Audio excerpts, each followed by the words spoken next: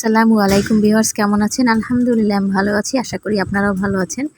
আজকে আইমান আশফাক ওদের জন্য একটা নাস্তা বানিয়েছিলাম। সেই রেসিপিটা আমি আপনাদের সাথে শেয়ার করছি।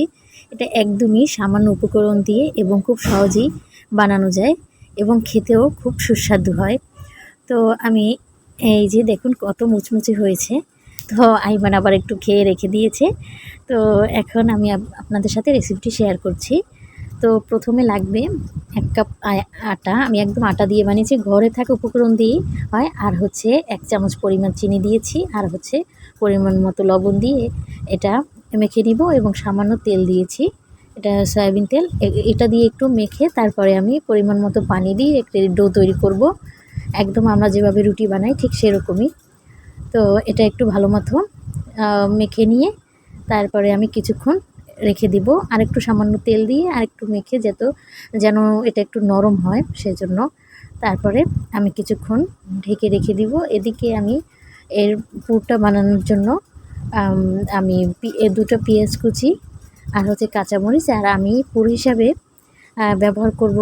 ব্যবহার করেছি আলু এবং হচ্ছে একটা ডিম। তো আলুটা আর ডিমটা আমি এভাবে গ্রেট করে নিয়েছি, যেন একটু কুচি কুচি করা থাকলে খুব সহজেই দেয়া যায়। তো এই যে আমার এগুলো সব গ্রেট করা হয়ে গিয়েছে। তো এখন আর আমি কাঁচামরিচ আর পেঁয়াজ দিয়েছি, কাঁচামরিচ সামান্য দিয়েছি, যেহেতু আইমান একদমই ঝাল খেতে পারে না, তাহলে ও আর খাবেই না।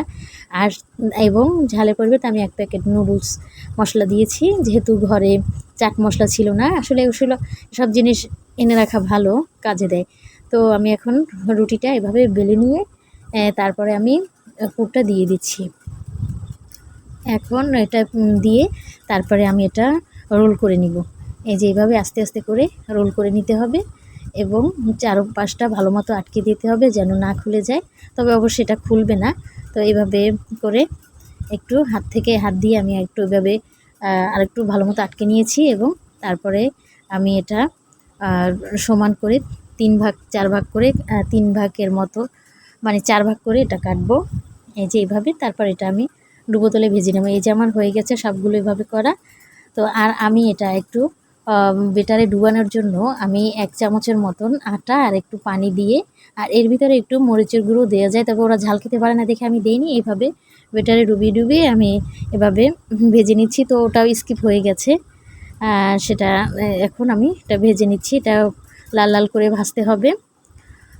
তো এক পাশ প্রায় হয়ে যাচ্ছে, তো আমি আবার উল্টিয়ে দিয়েছি। এটা সুন্দর করে উল্টে পাল্টে একদম লাল লাল করে ভেজে নিতে হবে। তো আমি কিছুটা উঠিয়ে নিয়েছি, এই যে এভাবে বেটারে ডুবিয়ে নিতে হবে। তো সেজন্য আমি আবার এটা একটু দেখাচ্ছি। তো এখন এই যে এভাবে বাকি আর যেগুলো ছিল সেগুলো আমি এভাবে ভেজে নিয়েছি। তো আপনারা এটা বাসায় ট্রাই করতে পারেন এবং খেতেও খুব ভালো হয়, যার সস দিয়ে খাবেন খুব ভালো লাগবে। তো আজকে ভিডিওটি এই পর্যন্ত। আপনারা ভালো থাকবেন, সুস্থ থাকবেন। আল্লাহ হাফিজ।